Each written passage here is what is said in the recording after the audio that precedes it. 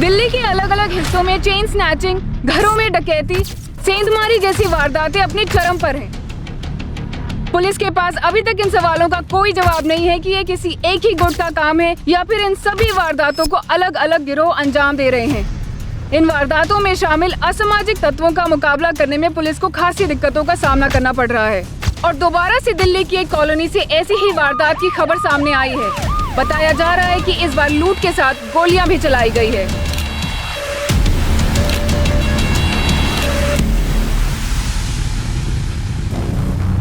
Sir, दरवाजे पर कहीं भी फोर्स एंट्री के निशान नहीं है। चोर इस ग्रिल को काटकर ही घर के अंदर घुसे होंगे।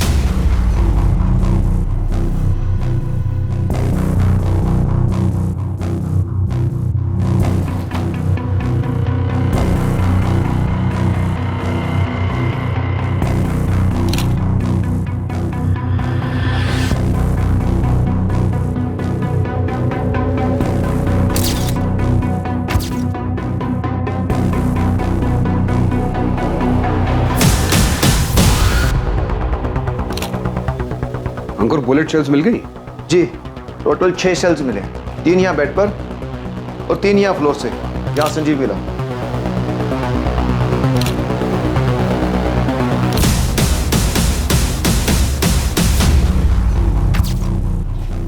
सर, दूसरे कमरे में सब कुछ सही सलामत है, किसी सामान को हाथ तक नहीं लगाया गया है। क्योंकि वहां जाने की जरूरत ही नहीं पड़ी होगी। अटैकर्स को पहले से इस बारे में पता था कि लॉकर इस कमरे में है। सर, पूनम को डॉक्टर ने डेड डिक्लेयर कर दिया। और उसका हस्बैंड संजीव चोपड़ा क्रिटिकल है सर।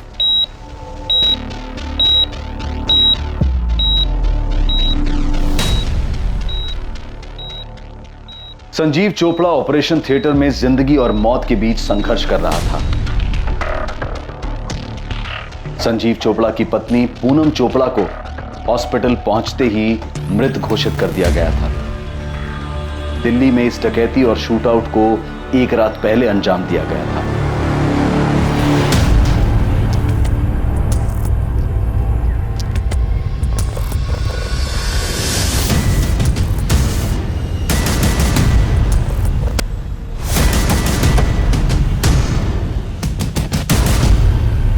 कौन है? अरे कौन है भाई?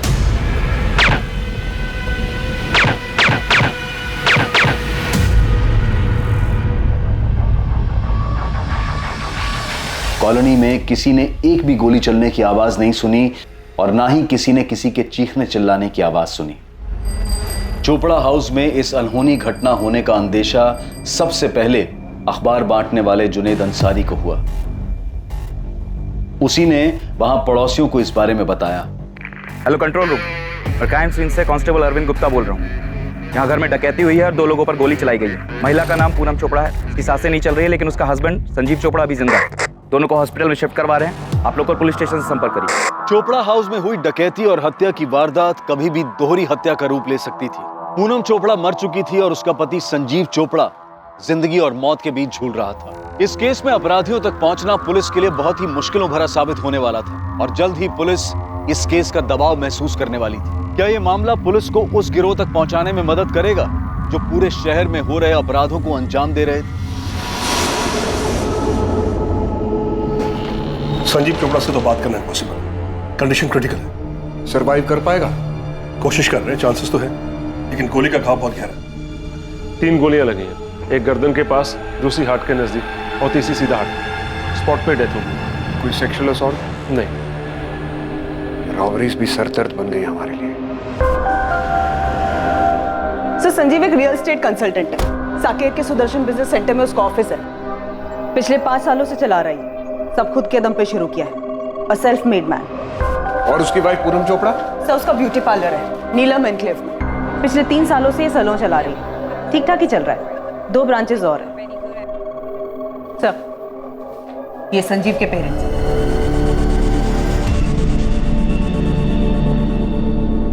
और सब पूनम के पेरेंट्स और उसका बड़ा भाई जायसवाल सर के साथ थाने में। वो दोनों भी काफी शौक है। नहीं रहेगा क्या मतलब? ऐसे कैसे मर गई हमारी बेटी?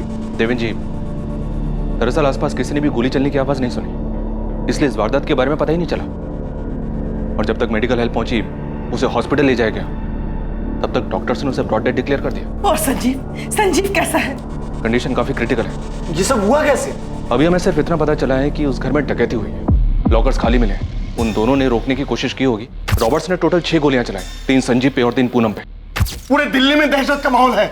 दिन दहाड़े रास्ते पे चेन स्नैचिंग हो रही है, घर के अंदर बैठे तो रॉबरी हो रही है, मारा जा रहा है लोगों को। इसके लिए आप सब लोग जिम्मेदार हैं। मैं छोड़ूंगा नहीं किसी को, छोड़ूंगा नहीं किसी को। गहनों का काफी शौक था पूनम को, सब लॉकर में रखे होंगे। ज्वेलरी का कोई अंदाजा बता सकती हैं आप? कोई फैमिली एल्बम या किसी फंक्शन का फोटोग्राफ जिसमें पूनम ने वो ज्वेलरी पहनी हो? संजीव का घर देखना पड़ेगा। संजीव ने घर के बाहर सीसीटीवी कैमरास लगाए थे, उनसे कुछ नहीं मिला आपको?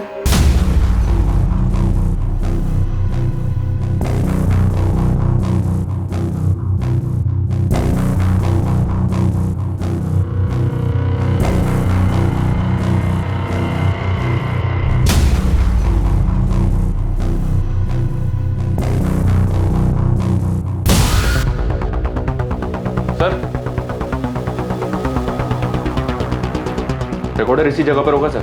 रॉबर्ट सीसीटीवी रिकॉर्डर भी साथ ले गए? देखा हमने 3 सीसीटीवी कैमरास लगे हैं। रॉबर्ट्स किचन की ग्रिल तोड़कर घर में घुसे, वहां भी सीसीटीवी कैमरा था, लेकिन उसके वायर्स काट दिए गए। वो अपने साथ सीसीटीवी रिकॉर्डर भी ले गए। देखिए, हम सेम मोडस ऑपरेंडी वाली रॉबरीज का पता कर रहे हैं। शायद आप लोगों के बेटे के घर में उन्हीं में से कोई घुसा। हनीराम जी, शायद आप कुछ जानते हैं। आपको कुछ बताना है? कुछ जानते हैं आप? जी मैं जानता हूं ये किसने किया। किसने? तुम कुछ जानते हो मनोज? सर मुझे पहले ही आप लोगों के पास आ जाना चाहिए था। मतलब ये प्लेन रॉबरी मर्डर नहीं है? तुम जानते हो कि ये किसने किया है? जानता हूँ सर। किसने किया है? सर ये बल्लू ने किया है। कौन बल्लू? सर बलराम जलोटा, मेरी छोटी बहन उषा का बेटा है। क्रिमिनल है सर, वो पहले भी संजीव को धमका चुका है। 15 लाख रुपए? किस बात के बल्लू? मेरा मुंह बंद करने के लिए फरीदाबाद वाली जमीन जो तुम्हें मिली है ना, वो डिस्प्यूटेड है और तुम नहीं चाहोगे कि उस पे मैं कोई सवाल खड़ा करूं। तुम बाहर में जाओ बल्लू, मैं एक दमड़ी भी नहीं दूंगा। सोच लो संजू, तुम्हारा काम ना बहुत अच्छे से चल रहा है और वो भाभी का क्या बोलते हैं ब्यूटी पार्लर, वो भी अच्छे से चल रहा है। तो 15 लाख कोई बड़ी रकम नहीं है। और हाँ, कह के जा रहा हूं और लेके भी जाऊंगा। और हाँ, नहीं मिला ना तो कोई बात नहीं। तुमको पता है ना कि मेरे ऊपर पहले से 2 मर्डर चार्जेस हैं। भैया आप तो जानते हैं, जब पहली बार मर्डर केस में बल्लू का नाम आया था, हमने तभी उसे अपने घर से निकाल दिया था। 1 साल हो गया, ना उससे देखा है ना उससे बात की। मैं क्या करूं? वो बार बार संजीव को धमकी दे रहा है। भैया इसके पहले वो कुछ और करे, आप मेरी बात मानिए, आप पुलिस के पास जाइए। बल्लू मेरा बेटा ही नहीं है, मैं नहीं मानती हूँ उसे अपना बेटा। अपने घर का लड़का अपने ही घर में ऐसा डका डाल रहा है। थाने चल, अब कंप्लेंट करने के अलावा और कोई चारा नहीं है। नहीं पापा, उसने धमकी दे रखी है। अगर हम पुलिस को बताएंगे तो मुझे या फिर आपको मार डालेंगे। आप तो जानते हो बल्लू कैसा है। तो क्या करेगा तू? उसे देगा 15 लाख रुपए। तू अभी के अभी मेरे साथ पुलिस स्टेशन चल।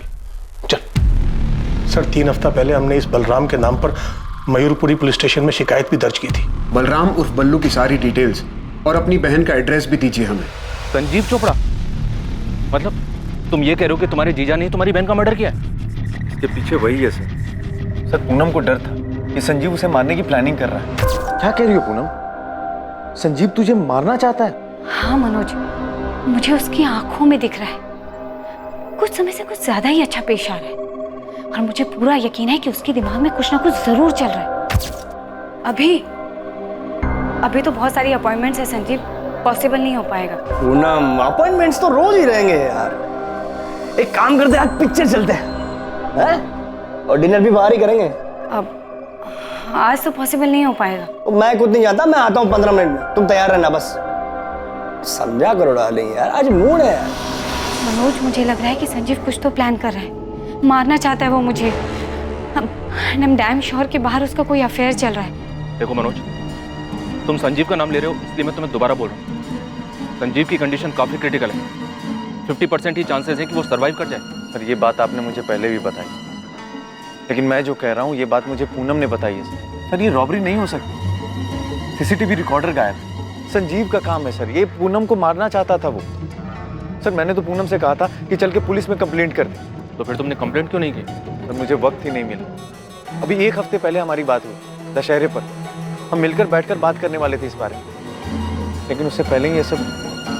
तुम्हारे पेरेंट्स इस बात को जानते हैं? सर मुझे नहीं लगता, क्योंकि मैंने नहीं बताई ये बात, और अब ये सब देखकर लग रहा है कि पूनम ने भी माँ बाबा से ये सब बात नहीं कही होगी। क्या ये रॉबरी के दौरान हुई हत्या नहीं थी, जैसा कि दिल्ली में अनियंत्रित रूप से हो रहा था? संजीव की तरफ से उसके पिता का यह कहना था कि इस घटना का जिम्मेदार संजीव का कजन, उसकी बुआ का लड़का बलराम जलोटा उर्फ बल्लू था, जिसका पहले से ही क्रिमिनल बैकग्राउंड था। वहीं दूसरी तरफ पूनम के भाई मनोज का कहना था कि संजीव ने ही पूनम को मरवाया है।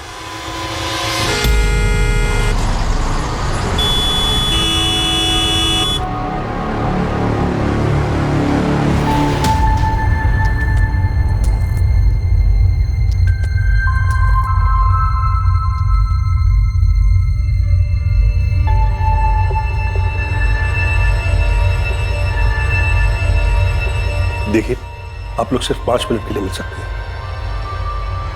डॉक्टर, मेरा बेटा अब सेफ तो है ना? संजीव के वाइटल पैरामीटर्स को हम लोग मॉनिटर कर रहे हैं। एक बार स्टेबलाइज हो जाएंगे तो हमें दोबारा ऑपरेशन करना पड़ेगा। अभी तो हम यही कह सकते हैं कि condition is still critical. Sanjeev के फोन रिकॉर्ड्स निकलवाओ। दोनों के मोबाइल तो घर पर ही मिले हैं ना? जी सर, मोबाइल चोरी नहीं हुआ। दिल्ली के आज तक के हाउस ब्रेक्स में यही ट्रेंड देखा गया है। लेकिन एक बात अजीब है सर, ये पूनम का भाई मनोज संजीव चोपड़ा का नाम ले रहा है। बिना आग के धुआं नहीं उठता। पड़ोसियों से पता करते हैं, सेल फोन और कॉल रिकॉर्ड्स काफी कुछ बताएंगे। यहाँ रॉबरी के एंगल के साथ बल्लू और मनोज का एलिगेशन, इन दोनों एंगल्स को भी देखना पड़ेगा। और यह भी हो सकता है कि किसी ने रॉबरी की आड़ में छिपकर यह काम किया। बल्लू, अब देखते ही गोली मार दीजिए बल्लू को। मेरा बेटा नहीं है वो। और हम नहीं जानते कि वो कहाँ है, और ना ही हमें कोई फर्क पड़ता है। उसने अपने ही भाई को मौत के मुंह पर लाकर छोड़ दिया, उसकी बीबी को मार दिया। आप उसे मार दीजिए। उषा जी, धीरज जी, आप लोगों का गुस्सा और संजीव के परिवार की तरफ आप लोगों की भावना एक तरफ है, लेकिन हमें बल्लू को पकड़ना। और बल्लू वो हमारा बेटा नहीं। जब वो पहली बार अरेस्ट हुआ था ना, हमने सारे रिश्ते तोड़ दिए थे उससे। बलराम जलोटा और बल्लू के नाम से कुछ 1 महीने पहले हमारे यहाँ कंप्लेन दर्ज हुई है। कंप्लेनेंट उसका कजन संजीव और उसके पिता धनीराम है। सर, संजीव और उसकी वाइफ पूनम के बारे में तो सुना ही होगा आपने। हाँ आरती, पता चला। पर बल्लू गाजियाबाद में एक मर्डर चार्जेज में अंडर ट्रायल था। इसी साल मार्च में उसकी बेल हुई। संजीव के कंप्लेन पर हमने इन्वेस्टिगेशन शुरू की। जिस नंबर से बल्लू से धमकियां देता था वो स्विच ऑफ आ रहा था और उसका एड्रेस भी फर्जी निकला। हम यहीं तक पता कर पाए, फिर भी बल्लू का लेखा जोखा ले देकर गाजियाबाद के सेंट्रल जेल तक ही गया, पर उसका कोई पता ठिकाना नहीं। इस तरह का कांड करके वो कहाँ भागा होगा, ये तो अब जाके पता लगाना पड़ेगा। सर, आपको जितनी डिटेल्स मिली है हमें भेज दीजिए प्लीज। श्योर। संजीव जी और पूनम के बीच अनबन, ये कैसा सवाल है? उनके घर में चोरी हुई है और इसका और उसका क्या? दीदी जी, आप उनके पड़ोसी हैं, आप उन दोनों को अच्छे से जानती होंगी। उनकी शादी को 5 साल हो गए। मैं बस ऐसे ही पूछ रहा हूँ उनके बारे में, उनके आपसी रिश्ते के बारे में। क्या कोई अनबन थी दोनों के बीच? जहाँ तक मैं जानती हूँ, संजीव और पूनम एक दूसरे के साथ काफी खुश थे। यहाँ तक उनकी शादी को 5 साल हो गए थे, पर उनका कोई बच्चा नहीं था। तो एक बार मैंने खुद ही सामने से उनसे पूछ लिया। You know what, प्रीति, मैं और संजीव हम दोनों ही बहुत एम्बिशियस हैं। मैं पूरे शहर में अपने ब्यूटी पार्लर की एक चेन शुरू करना चाहती हूँ, और मेरी इस एम्बिशन को पूरा करने के लिए संजीव हर वक्त मेरे साथ खड़ा है। पूनम, ऐसा तुम मानती हो, पर ज्यादा देर होगी ना तो? देर वेर से पड़ोसियों और फैमिलीज को लगती है प्रीति, मेरे और संजीव के लिए तो बिल्कुल भी नहीं। इनफैक्ट पिछले महीने ही मेरी ब्यूटी पार्लर की 3rd ब्रांच ओपन हुई, और ऐसे 3 ब्रांचेस मुझे और चाहिए दिल्ली में और बाहर भी। रही बच्चे की बात तो यार सब बाद में देखा जाए। पूनम और संजीव की लव मैरिज थी, और सच कहूँ तो मैंने दोनों के बीच कभी अनबन नहीं देखी और कभी उन्हें झगड़ते हुए भी नहीं देखा। दोनों मॉडर्न कपल थे, एम्बिशियस। देख नदी, ये है बलराम जलोटा और बल्लू। आपने बताया था मैडम, इसने गाजियाबाद में 2 मर्डर किए थे। हाँ, केस अंडर ट्रायल है। ये बल्लू संजीव की बुआ का लड़का है। नदीम, तू काम पे लग जा, इस बल्लू को ढूंढ के निकाल। बुलेट एक ही टाइप की है, लेकिन दोनों अलग अलग गन से चली है। तुम बोल रहे हो कि 2 गन्स यूज हुई है, पर दोनों गन्स एक ही मेक की है। बिल्कुल सही राठौर, एक जैसी 2 गन। तो हम ये मान सकते हैं कि हमलावर 2 लोग रहे हों, होना चाहिए, लेकिन घर में कोई निशान नहीं मिला, कोई फिंगरप्रिंट्स भी नहीं और किसी भी तरह का कोई निशान नहीं।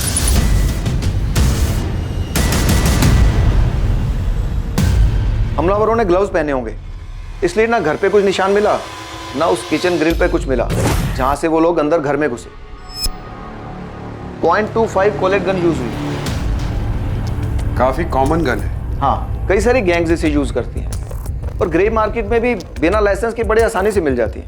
आपकी फाइंडिंग के हिसाब से न्यूज़पेपर डिलीवरी वाले ने सुबह ये डिस्कवर किया कि इस घर में ऐसा कुछ हुआ है, तो उस हिसाब से किसी पड़ोसी ने गोली चलने की आवाज नहीं सुनी, तो डेफिनेटली दोनों गन्स पर साइलेंसर लगे हों।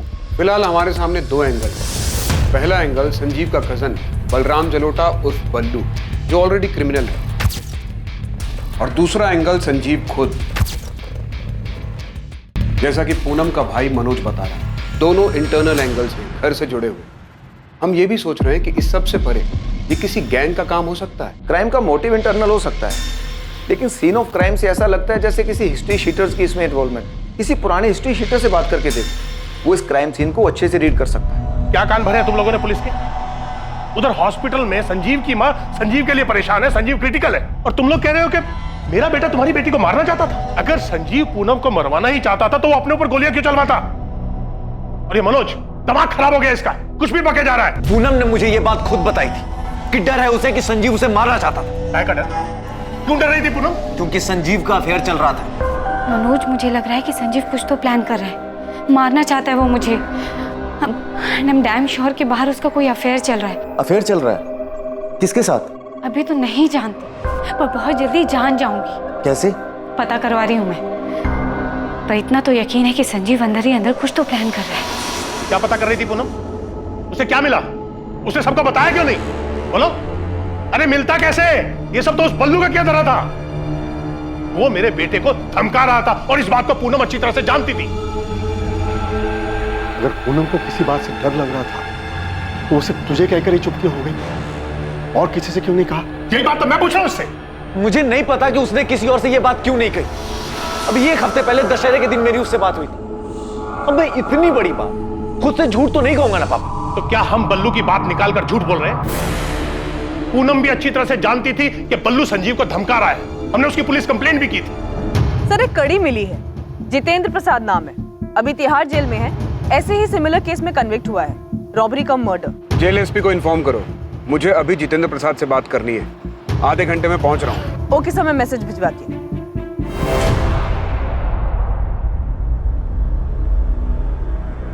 फोटो मत दिखाइए साहब, मैं जानता हूँ ये क्या है। तो फिर बता जी, तेरा गैंग भी 6 महीने पहले तक यही करता था। मैं अभी का बता सकता हूँ साहब। ये जो इतनी सारी चोरियां हो रही हैं ना, इन सब के पीछे 2 कोड़ी के गैंग हैं। चाकू और कट्टे से ज्यादा औकात नहीं है। और आप कह रहे हैं कि यहाँ .25 कोलेट का इस्तेमाल हुआ है। बड़ा शातिर है तू। आगे बता, कौन सा गैंग होगा? ये पूरा क्राइम सीन मुझे नहीं लगता ये किसी गैंग का काम है।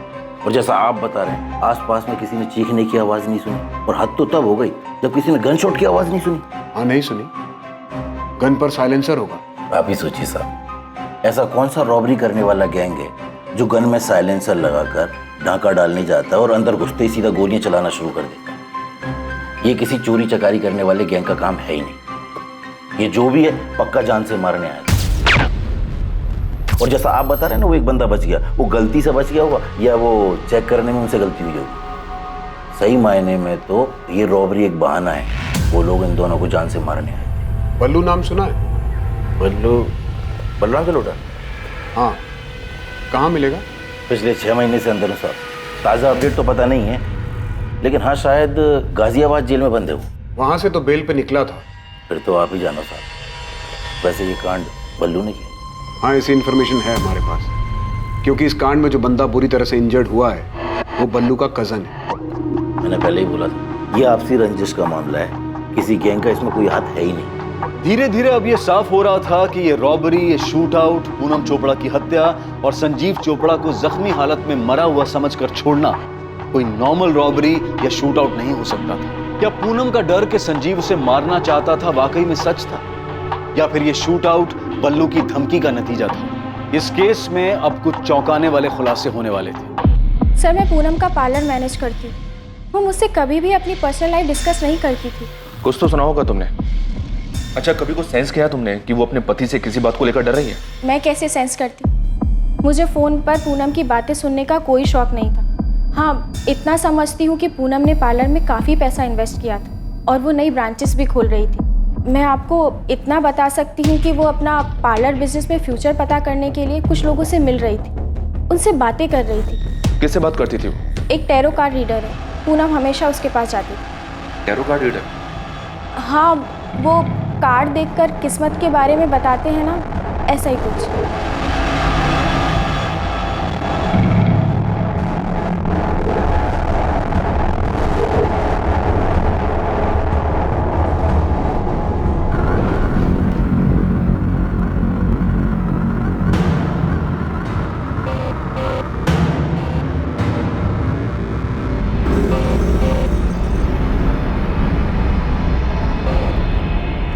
इसका क्या मतलब है तारा? पूनम, तुम किसी बात को लेकर परेशान हो? किसी बात की वजह से कोई मनमुटाव या झगड़ा चल रहा है ना? तारा भदौरिया नाम है उसका, टैरो कार्ड रीडर है। इसका फोन नंबर एड्रेस है तुम्हारे पास? पूनम के फोन रिकॉर्ड में भी दिख रहा है, उसकी रेगुलरली बात होती रही है तारा भदौरिया से। तो उसका एड्रेस और फोन नंबर मुझे भी मिला है। फोन नहीं कर रहा हूँ, सीधा फेस टू फेस जाके बात करता हूँ। संजीव के फोन रिकॉर्ड्स में कुछ खास? कुछ सस्पिशियस नहीं मिला सर।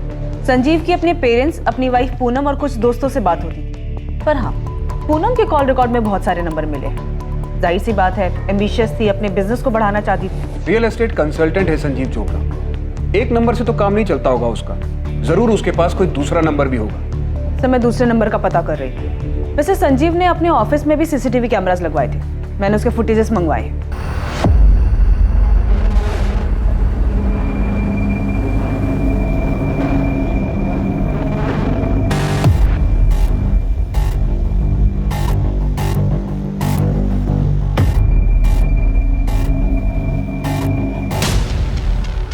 बेल से बाहर आने के बाद ये बल्लू संजीव के ऑफिस में कई बार गया है। ये बल्लू का नंबर जो फिलहाल स्विच ऑफ आ रहा है, वो फर्जी नाम और फर्जी एड्रेस पे लिया गया। यहाँ मुझे बल्लू वाला एंगल काफी स्ट्रांग लग रहा है। 2 मर्डर केस की हिस्ट्री है, रंगदारी मांग रहा था, धमकी दी थी। तो मैं मनोज को क्या सूझी संजीव का नाम लेने की?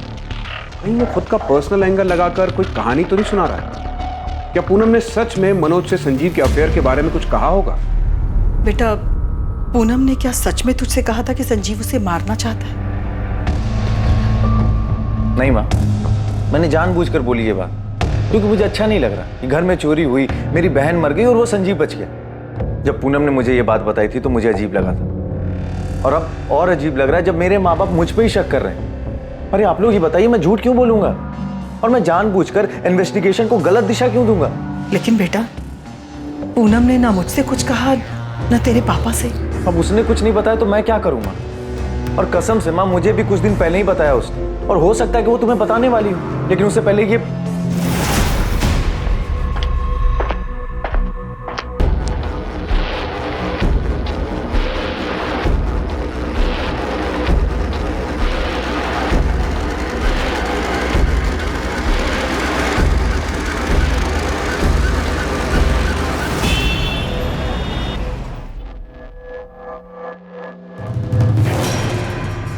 अरे मैडम, आपने फोन किया तो आप बताइए ना, आप कौन बोल रहे हो? मैं असिस्टेंट सब इंस्पेक्टर आरती त्रिवेदी बोल रही हूँ, रसिक विहार पुलिस स्टेशन से। मैं गिरीश रावत बोल रहा हूँ। पूनम चोपड़ा को तो जानते ही होंगे आप? हाँ जी, बिल्कुल जानता हूँ। उनका मर्डर हुआ है, उनके हस्बैंड की कंडीशन क्रिटिकल है, वेरी सैड। अभी 3 दिन पहले पढ़ा अखबार में। 3 दिन पहले से भी जानते होंगे। 14 अक्टूबर को पूनम चोपड़ा के घर में अटैक हुआ था। उसके पहले से ही पूनम चोपड़ा के फोन रिकॉर्ड में आपसे बातचीत होती दिख रही है। हाँ जी, मैंने कब मना किया? बातचीत हुई थी, मेरी होती रहती थी। इनफैक्ट सितंबर के आखिरी वीक में उनसे मिलने गया था अपना बैलेंस पेमेंट लेने के लिए, 45,000 रुपये कैश। कौन है आप? मैं गिरीश रावत, प्राइवेट डिटेक्टिव। शादी की कोई इंक्वायरी हो, डिवोर्स का कोई मैटर हो, अफेयर का चक्कर पता लगाना हो, पति पत्नी के बीच में कोई डाउट हो, ये सारी इन्फॉर्मेशन इन्वेस्टिगेशन फुल सीक्रेसी के साथ, यानी गोपनीय तरीके से करता हूँ। आप दिल्ली नगरी न्यूज़पेपर के चौथे पेज के दाहिने साइड की चौकड़ी में देखिए, वहाँ मेरा ऐड रोज आता है, गिरीश रावत प्राइवेट डिटेक्टिव।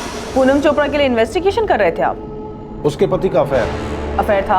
हाँ जी, बिल्कुल था। सुन के धक्का लगा आंटी। क्या बोल रहे हैं डॉक्टर? पता नहीं बेटा, डॉक्टर कह रहे हैं कोई नर्व अफेक्ट हुआ है। ट्रीटमेंट पे रिस्पॉन्ड तो कर रहा है संजीव, लेकिन अभी तक उसे होश नहीं आया। बोल रहे हैं कि ब्रेन में कहीं कुछ गड़बड़ हुई है। यहाँ संजीव आंख नहीं खोल रहा है और वहाँ पूनम का भाई मनोज कह रहा है संजीव पूनम को मारना चाहता था। बकवास कर रहे हो आंटी, इन सबके पीछे बल्लू का हाथ हो सकता है। हमने भी पुलिस को यही कहा कि बल्लू ने धमकी दी थी संजीव को मारने की और उसने ऐसा किया भी, लेकिन पुलिस को बल्लू मिल ही नहीं रहा है। ये 100% बल्लू का ही काम है राठौर, कर सकता है। 1 साल पहले हमने उसे अरेस्ट किया था मर्डर चार्जेस में, तब उसके पास से ये .25 कोलेट गन रिकवर हुई। हमारे केस में ये मर्डर वेपन था और बल्लू ने ये गन उस्मान शेख से खरीदी थी। शूट कर रही है आपके हाथ में बल्लू भैया, शूट करने के लिए एकदम मक्खन है ये। .25 बुलेट। 2 लोग को मारना है उस्मान, ट्रायल करके देख लो। जिस डबल मर्डर केस में बल्लू को बेल मिली उसमें यही गन यूज हुई थी। हाँ, यही गन रिकवर हुई थी बल्लू के पास। तुम्हारे यहाँ जो कांड हुआ उसमें बल्लू ही शामिल है। उसने संजीव से कुछ पैसे वैसे मांगे थे, संजीव ने नहीं दिए होंगे। गलती हमारी तरफ से भी हुई है। बल्लू को बेल मिलने के बाद से हर हफ्ते उसकी हाजिरी लगवानी थी, पर सितंबर के दूसरे हफ्ते के बाद से वो आया ही नहीं। और कैसे कट रही तेरी जिंदगी बल्लू? बस कट रही प्रदीप जी। कुछ सीधा चालू किया या फिर वही उल्टा काम? उल्टा पुल्टा सारे काम एकदम बंद। अभी आजकल वो भाई के साथ वो क्या बोलते हैं, जमीन खरीदने बेचने का प्रॉपर्टी डीलिंग ना, उसके काम में हाथ पैर मार रहा हूँ। उधर भी तू रंगदारी झाड़ रहा होगा। 14 सितंबर को बल्लू आखिरी बार आया था, फिर कांस्टेबल प्रदीप भारती छुट्टी पर गए। बाकी यहाँ पर किसी को ध्यान नहीं आया बल्लू का। और वहाँ मयूरपुरी थाने में संजीव और उसके फादर ने बल्लू की कंप्लेंट कर दी थी और वहाँ के पीआई गाजियाबाद जेल में इंक्वायरी करे। बात यहाँ तक आई नहीं और जब मैंने कांस्टेबल भारती से पूछा तो उसने यही कहा कि उसे पहले से ही शक था कि बल्लू किसी एक्सटॉर्शन के जुगाड़ में लगा हुआ है। शरद, मुझे उस गन सेलर उस्मान शेख की डिटेल्स चाहिए। अभी तो हमारे हाथ में नहीं है, लेकिन उस्मान शेख के लिए 1 साल से मेनहंट जारी है। कोई साथी भी था क्या बल्लू का? नहीं, जहाँ तक हमें पता है बल्लू अकेला ही काम करता था। यहाँ तो 2 लोगों के होने के चांसेस है। अगर इसमें बल्लू था तो उसके साथ कोई और भी था, क्योंकि गोलियां 2 लोगों ने चलाई हैं। मैं पता करता हूँ, देखते हैं उसके साथ कोई साथी था या नहीं। लेकिन फिलहाल हमें उस्मान शेख को ढूंढना होगा। बल्लू की पुरानी गन तो हमारे पास है, बल्लू दूसरी गन के लिए 100% उस्मान के पास ही गया होगा।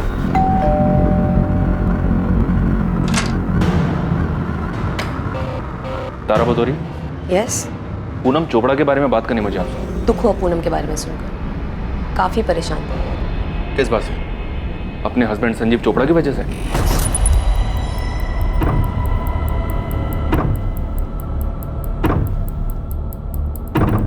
पूनम जानना चाहती थी कि उसके हस्बैंड का अफेयर किस लड़की के साथ था, और यह जानना मेरे लिए चुटकी बजाने के बराबर था।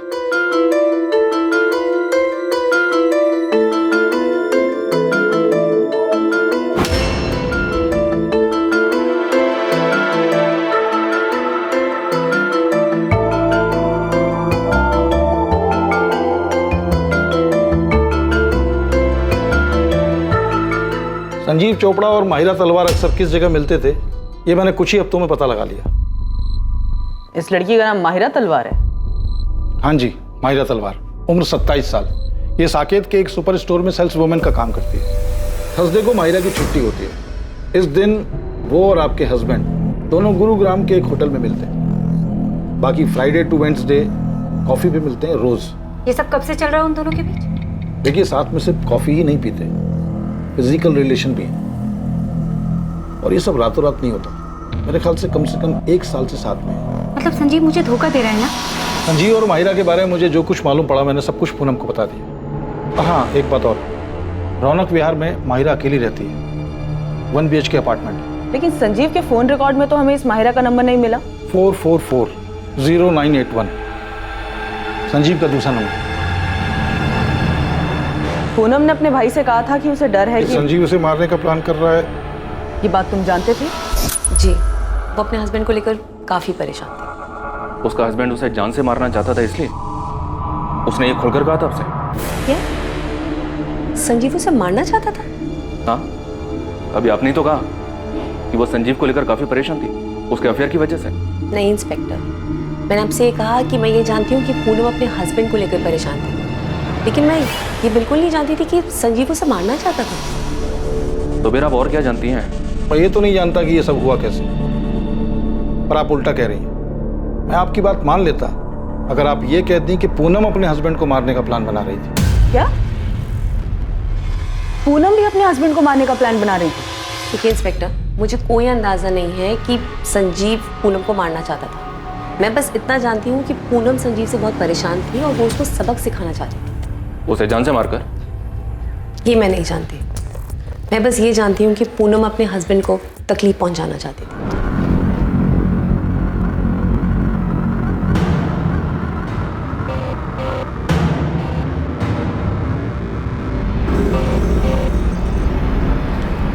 Ten of swords.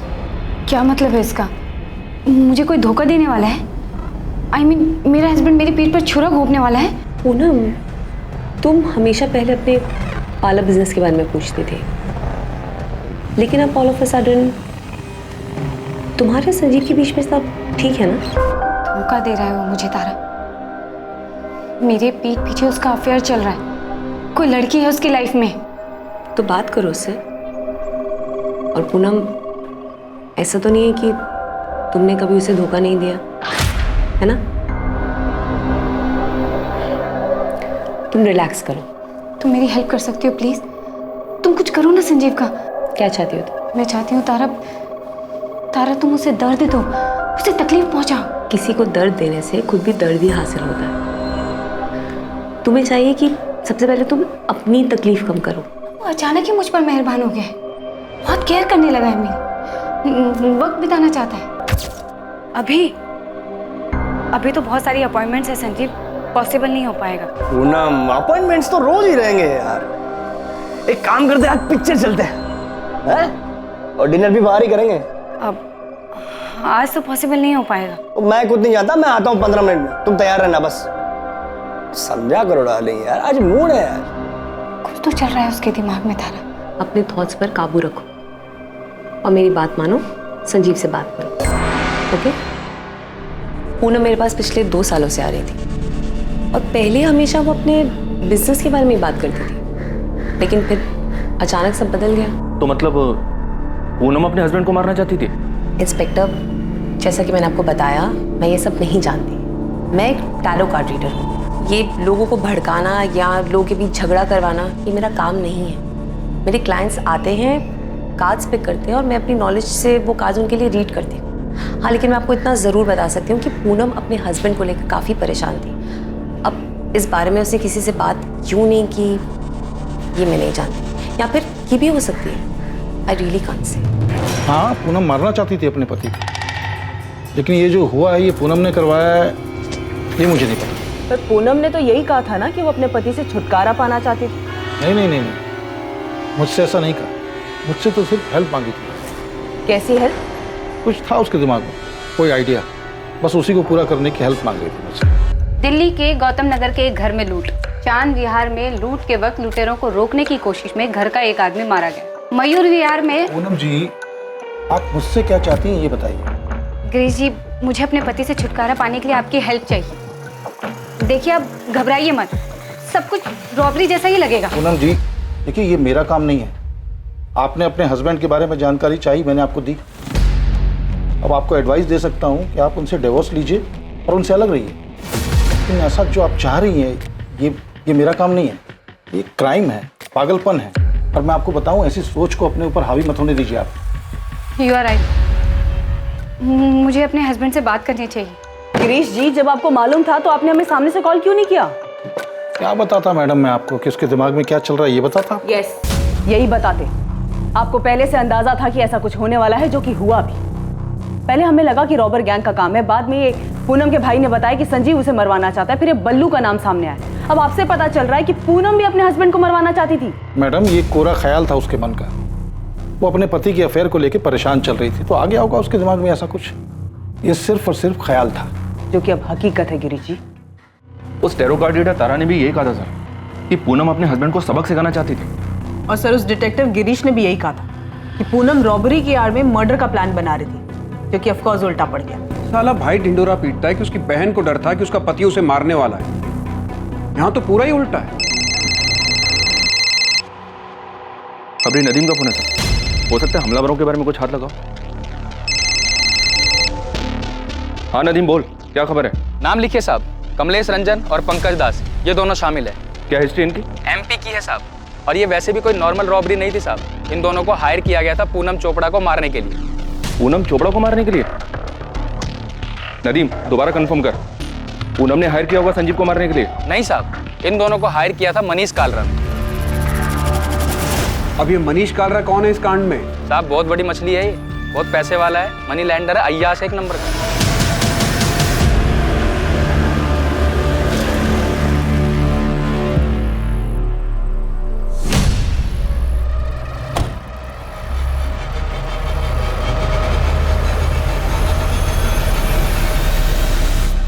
Plan ready समझिए मनीष सेठ, बस आप फाइनल कीजिए कि कब कैसे और कहाँ मारना है आपकी इस पूनम चोपड़ा को। जैसे मारना है मारो, लेकिन तड़प तड़प के मरनी चाहिए, इतना याद रखो। आप उसकी फिक्र मत करो, आप हमारा 2 लाख एडवांस दे दो।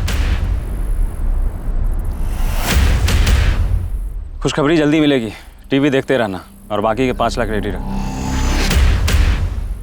इस कांड के लिए कमलेश रंजन और पंकज दास ने अपने साथ तीसरे बंदे को भी मिलाया था। उस तीसरे बंदे का नाम है बद्रीनाथ दुबे।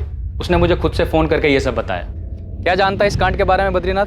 जो तुमको चाहिए वो सब पता है मुझे, मैं सब कुछ जानता हूँ। लेकिन हाँ, जब तुझे मलाई मिलेगी ना तो मुझे भी याद रखना। ठीक है, चल बता।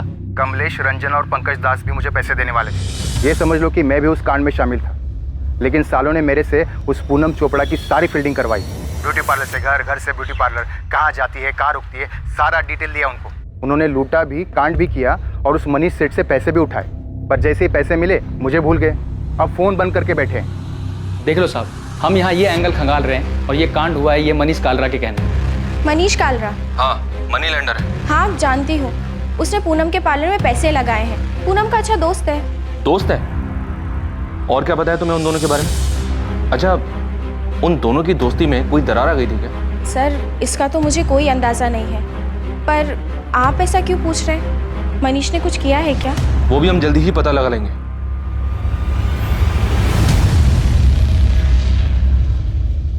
सबसे पहले इस क्राइम का शहर में हो रही बाकी लूट और रॉबरी जैसा ही लगना, उसके बाद संजीव चोपड़ा पर शक, फिर पूनम के खुद मास्टरमाइंड होने की संभावना का सामने आना, जहां उसके ही इशारों पर कराए गए अपराध में वो खुद ही निशाना बन गई। और अब सामने आया मनीष कालरा का नाम, पूनम का दोस्त जो हमेशा के लिए उसे रास्ते से हटाना चाहता था। क्या इन दोनों एंगल्स में कोई सच्चाई थी?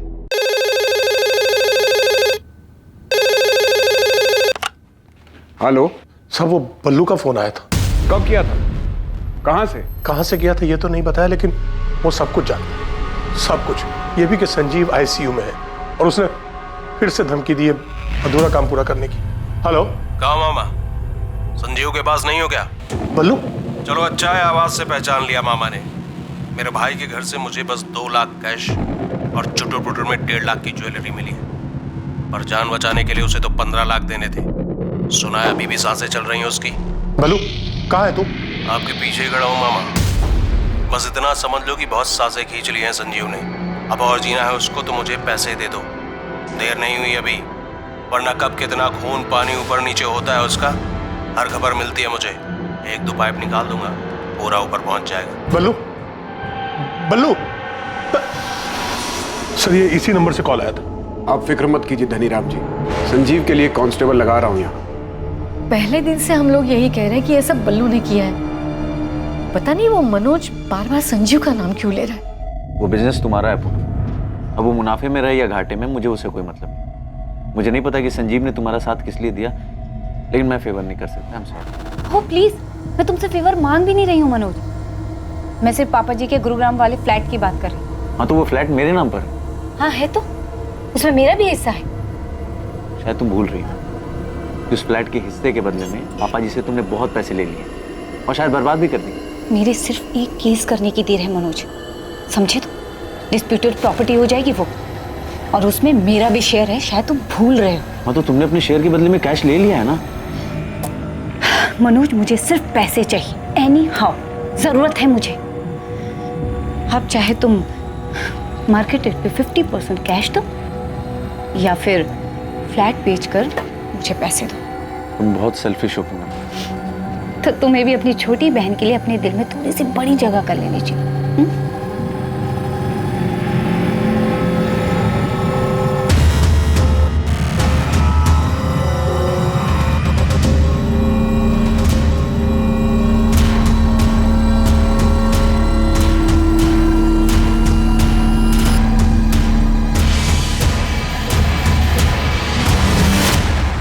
मनीष घर पर नहीं है। तो फिर कहाँ गया अवंतिका? कुछ काम से बाहर गए हैं। और कब गया? 2 दिन पहले। आपका पति 2 दिन से घर नहीं लौटा, पता नहीं कहाँ गया है, और आप ऐसे ही आराम से घर में बैठी हैं। क्योंकि वो कह कर गए हैं कि उन्हें आने में टाइम लगेगा। वो जहाँ कहीं भी छुपा हुआ है ना, उसको बता देना। जल्दी नहीं लौटा तो पूरे परिवार के लिए मुश्किल खड़ी हो जाएगी। मेरे पति किसी को नहीं मरवा सकते, आप उन पर गलत इल्जाम लगा रहे हैं। तो बता देना उसको, यही बात थाने आकर बता दे हमें। समझ में आया?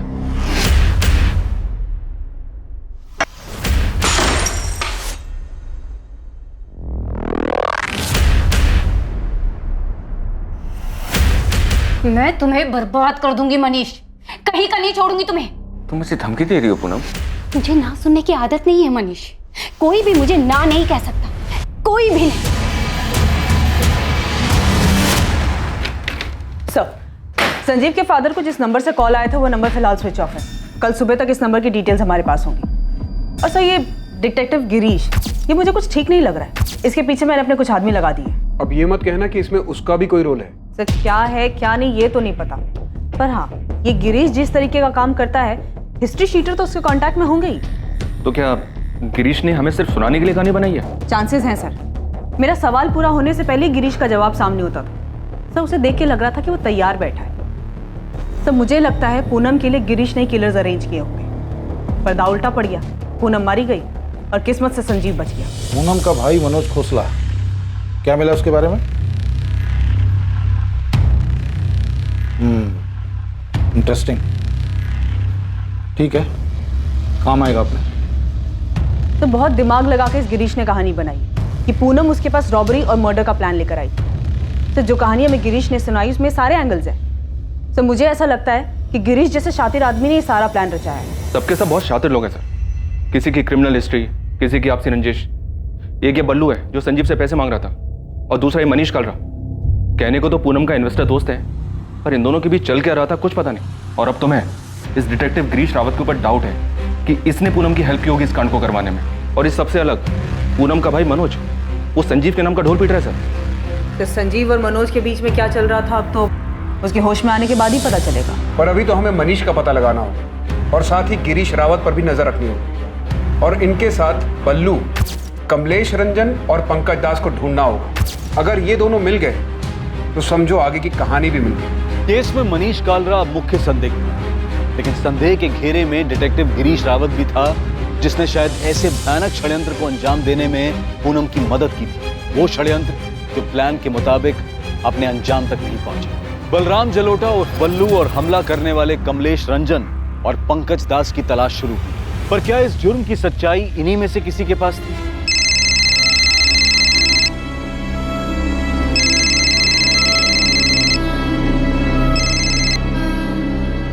शोएब, मुझे परेशान मत करो। होटल शाइनिंग मून, जहांगीरपुरा, यही बात मेरे सामने आकर बोल दो। मैं नहीं आऊंगी। आना पड़ेगा। मैं नहीं आऊंगी, सुना तुमने? तो तुम भी कान खोलकर सुन लो। एक फोन करने के बाद पुलिस भी तुम्हारी बात नहीं सुनेगी। तुम ब्लैकमेल कर रहे हो मुझे? ब्लैकमेल? तुमने मर्डर किया है माहिरा, पूनम को मार दिया है तुमने, और संजीव को मरने के लिए छोड़ दिया, तो कभी भी मर सकता है। मैंने कुछ नहीं किया है। होटल शाइनिंग मून 12 बजे आ जाना। किसी को कुछ नहीं पता चलेगा कि तुमने क्या किया।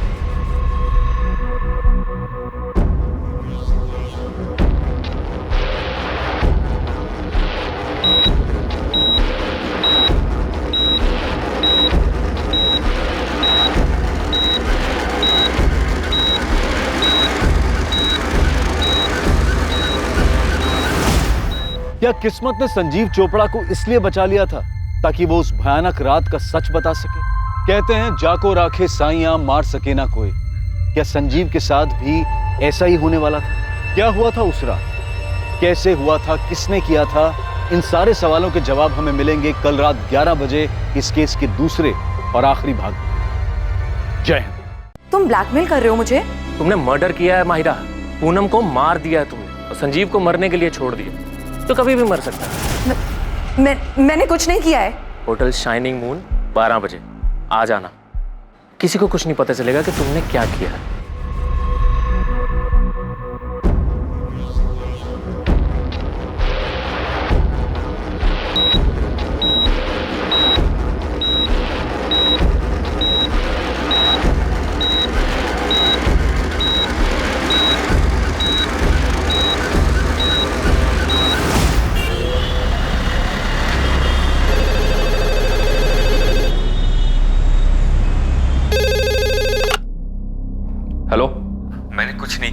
फंसाया जा रहा है।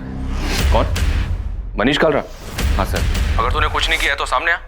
ये क्रिमिनल्स की तरह छुप छुप कर भाग क्यों रहा है? सर आप लोग सारा इल्जाम मुझ पे डाल दोगे, जबकि सच तो यह है कि पूनम मुझे ब्लैकमेल कर रही थी। तेरे लिए अच्छा यही होगा कि तू सरेंडर कर दे। लेकिन सर मैंने कुछ किया ही नहीं है। अगर तूने सरेंडर नहीं किया ना तो हम तेरा जीना दुश्वार कर देंगे, और तेरे वो दोनों साथी कमलेश रंजन और पंकज दास को भी हम ढूंढ निकालेंगे। इस पड़ाव पर यह केस सबके सामने था। साफ था कि मनीष कालरा ने इस अपराध को अंजाम देने के लिए 2 हिस्ट्री शीटर्स को पैसे दिए थे। लेकिन क्या यह केस वाकई में इतना साफ था जैसा कि सोचा जा रहा था? हाँ राठौर, गनसेलर उस्मान शेख की खबर हाथ लगी है। मेरी टीम वहां पहुंच रही है, मैं भी निकल रहा हूँ। तुम्हें यहाँ से कोई मदद चाहिए? नहीं, फिलहाल तो कोई हेल्प नहीं चाहिए। हम उस्मान को तो पकड़ ही लेंगे, उसे तोड़कर बल्लू का पता तो मिल ही जाएगा। सर, संजीव के फादर धनीराम को बल्लू का जो धमकी वाला कॉल आया, बस इतना समझ लो कि बहुत साजें खींच ली हैं संजीव ने। अब और जीना है उसको तो मुझे पैसे दे दो। ट्रेस नहीं हो पाया? सब फेक है सर। आईडी एड्रेस सब फर्जी यूज हुआ है। संजीव की कंडीशन में कोई इंप्रूवमेंट हुई? पेशेंट ट्रीटमेंट पर रिस्पॉन्ड कर रहा है। डॉक्टर, संजीव बात करने की कंडीशन में कब तक आ सकता है? ये बता पाना मुश्किल है, लेकिन इतना कंफर्म है कि पेशेंट सर्वाइव कर जाए। यमुना जी, यहाँ हॉस्पिटल में कोई माहिरा तलवार नाम की लड़की आई थी संजीव से मिलने? नहीं, पर ये माहिरा तलवार कौन है?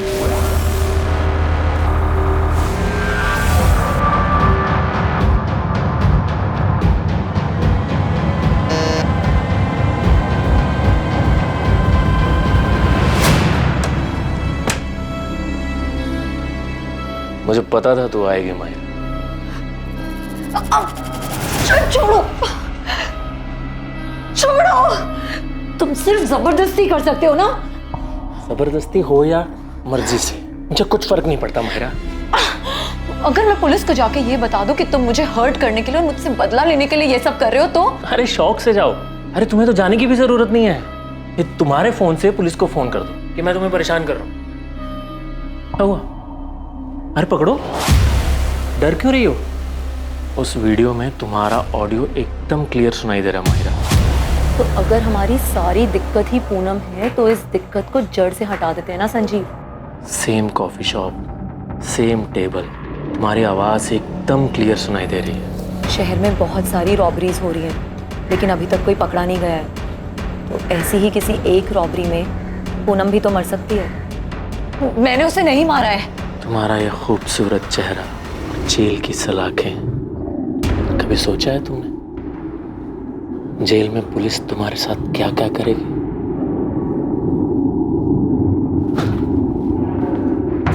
खड़ी क्या हो?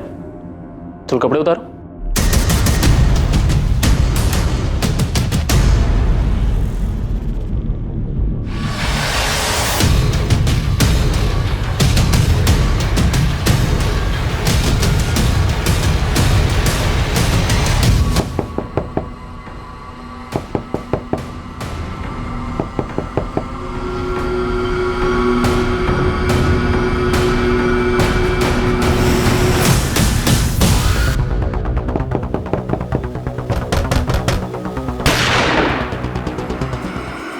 खेल खत्म उस्मान, गन नीचे रख दे।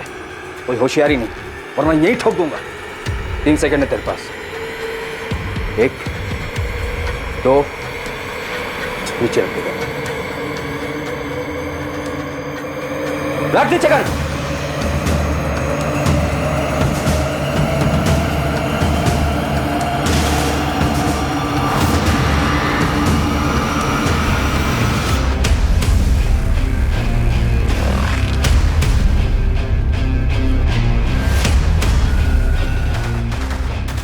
मेरे पीछे टाइम और एनर्जी दोनों वेस्ट कर रहे हैं आप लोग। उस मनोज खोसला को उठाना चाहिए था आपको। पूनम के कहने पर तुमने किसे हायर किया था? इस सवाल का जवाब ये है कि ना तो मैंने किसी को हायर किया, ना ही पूनम के वाहियात ख्याल को पूरा करने में उसकी कोई हेल्प की। मैं सब कुछ बताऊंगा आपको, लेकिन आप मेरी बात पे यकीन नहीं करेंगे। आप रिसोर्सेज वेस्ट करेंगे, मेरे पीछे खबरी लगाएंगे, कॉल डिटेल्स निकलवाएंगे, लेकिन आपको मिलेगा कुछ नहीं, क्योंकि मैंने जो कुछ किया है बड़ी सफाई के साथ किया है। सर, मैंने कुछ किया ही नहीं है। आप मनोज खोसला को उठाइए। ऐसा क्या जानते हो तुम मनोज खोसला के बारे में? शोर की दाढ़ी में तिनका, नर्वस है वो, उठाइए उसको। अच्छा, पूनम के बारे में एक बात और बताता हूं आपको मैं। पूनम गर्दन तक धसी हुई थी कर्जे में। 1 करोड़ से ज्यादा। वो सारा पैसा मनीष कार्ला नाम के बंदे से लेती थी।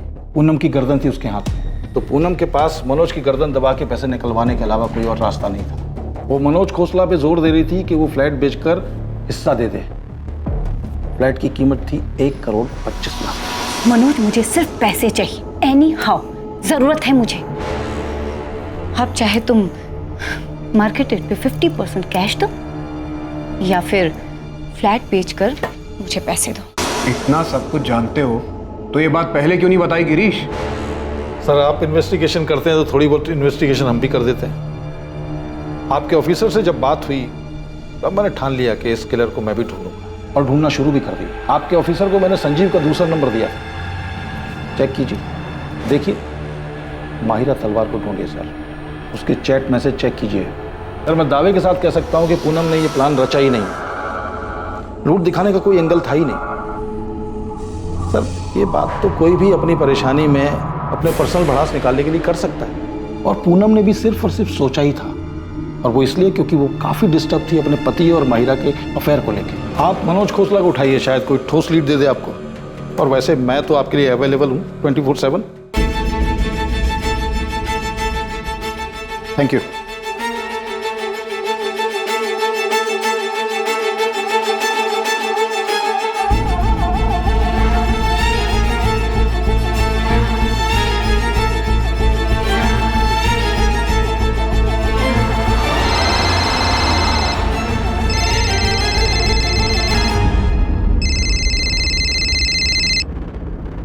हेलो, माहिरा तलवार जी, मैं असिस्टेंट सब इंस्पेक्टर आरती त्रिवेदी बोल रही हूँ। जी बताइए।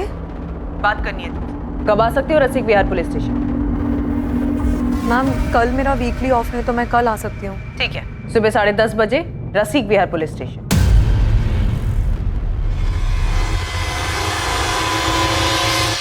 सर, ये है कमलेश रंजन का नंबर।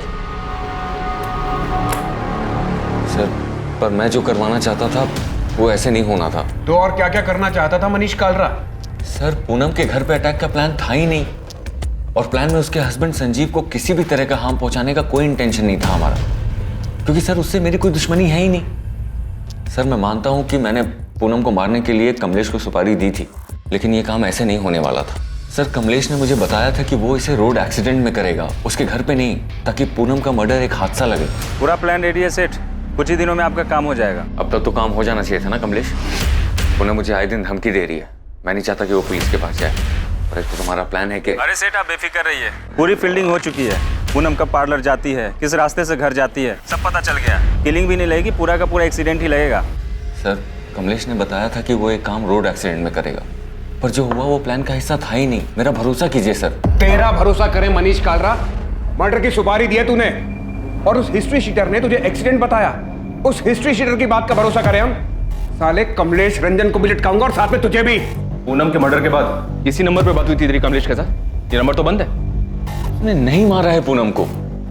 इनफैक्ट पूनम के मरने के बाद वो बाकी के पैसे तक लेने नहीं आया। और हम इस पर विश्वास कर ले? मैं सच कह रहा हूँ सर, ये किसी और का काम है।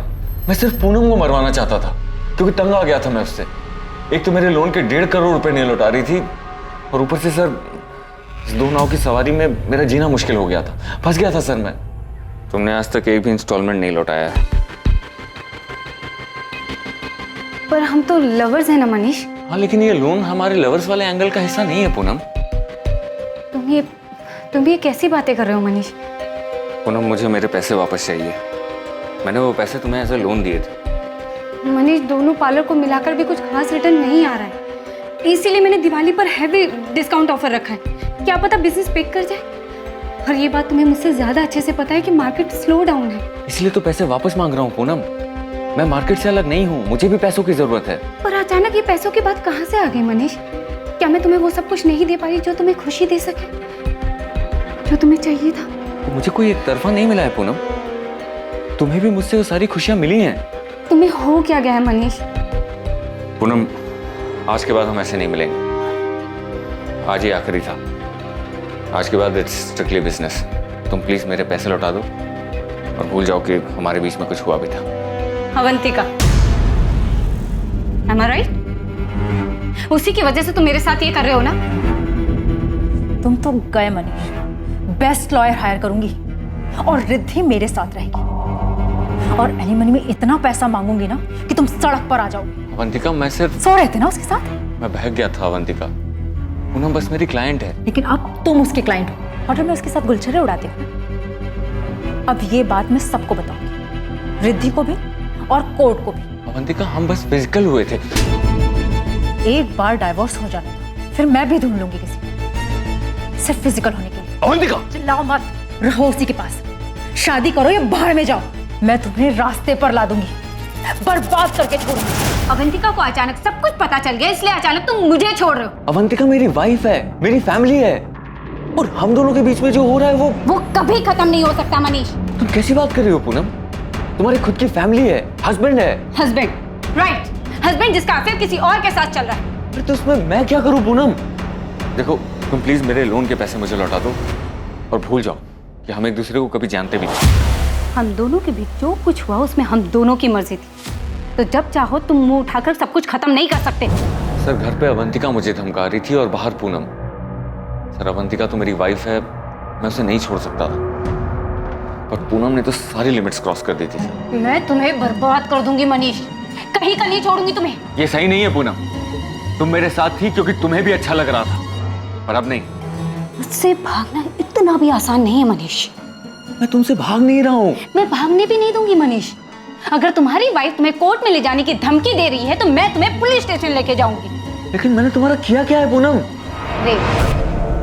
रेप किया है तुमने मेरा मनीष। नहीं, इनोसेंट मत बनो। तुमने मुझे लोन दिया, उसे वापस लेने के लिए तुम मुझे ब्लैकमेल कर रहे हो और जबरदस्ती रेप कर रहे हो। बस यही बात मैं पुलिस स्टेशन जाके बोल दूंगी। तुम ऐसा नहीं कर सकती पूनम। मैं बिल्कुल कर सकती, इनफैक्ट मैं ऐसा ही करूँ। मैं दोनों के बीच में पिसता जा रहा था सर, लेकिन अपनी फैमिली की कसम खा के कह रहा हूँ कि मैंने ये नहीं करवाया। ये डिसाइड हुआ था कि कमलेश इस हादसे को एक्सीडेंट का रूप देगा, पर यहाँ तो रॉबरी और मर्डर हुआ है सर। सर ये किसी और का काम है। सर अभी जो नंबर मैंने आपको दिया था सर, जब पूनम के मर्डर की खबर आई थी ना, तो मेरी इसी नंबर पर कमलेश से बात हुई थी। ये क्या कर दिया कमलेश? दिमाग खराब हो गया है। ये खबर पढ़ के मैं खुद हैरान हूँ सेठ।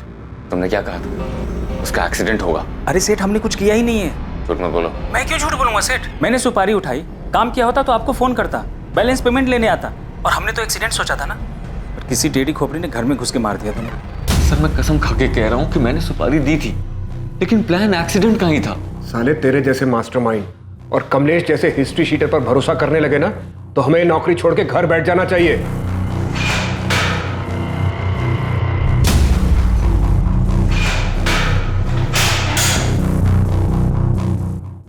मैं गाजियाबाद निकल रहा हूँ। गन सेलर उस्मान शेख पकड़ा गया है। कमलेश, रंजन, पंकज दास के फोटो मिल गए सर, जल्दी पकड़े जाएंगे। आरती को मायरा और संजीव के चैट मैसेजेस मिले हैं। मायरा को बुलाया इंक्वायरी के लिए। उधर भी कोई प्लानिंग चल रही थी? अभी तक पिक्चर क्लियर नहीं है सर। संजीव और मायरा का भी अफेयर चल रहा था। पूनम से छुटकारा पाने की बात चल रही थी। जितने लोगों का पता चला सबके पास अपना अपना मोटिव था, सब अपनी अपनी प्लानिंग में लगे।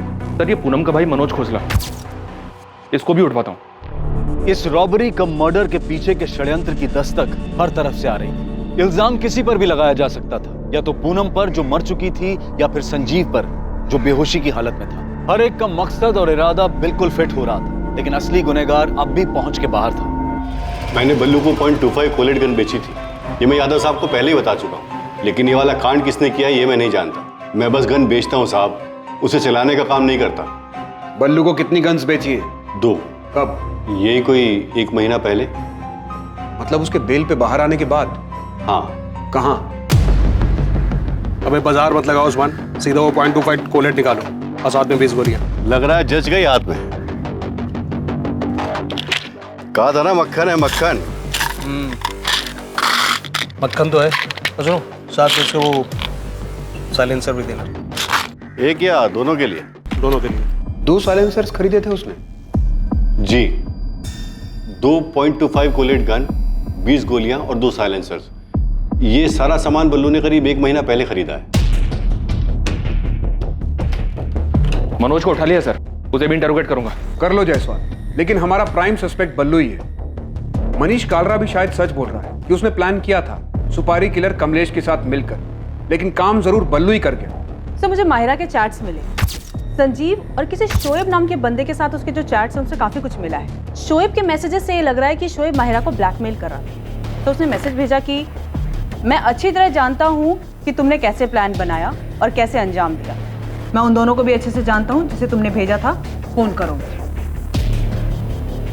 अभी शोएब कौन है? तो ये तो वही बताएगा। मैंने 2 कांस्टेबल भेजे उसे उठाने के लिए। वैसे इन मैसेजेस से ये लगता है कि शोएब काफी कुछ जानता था और इसी वजह से वो माहिरा को ब्लैकमेल कर रहा था। ये हो क्या रहा है? मनीष का पूरा चिट्ठा खुलता है, वो एक्सीडेंट का प्लान बताता है। बल्लू का सब कुछ क्लियर दिखाई दे रहा है, गन्स खरीदना, साइलेंसर खरीदना, और अब ये शोएब और माहिरा की नई एंट्री हो रही है। सर इस केस में सबकी किसी न किसी से रंजिश रही है। यहाँ तक कि पूनम और संजीव के बीच भी कुछ भी ठीक नहीं था। सब लोग बस एक मौके की तलाश में थे। दिल्ली और उसके आसपास के इलाकों में बलराम जलोटा उर्फ बल्लू की बड़े पैमाने पर तलाश शुरू हुई।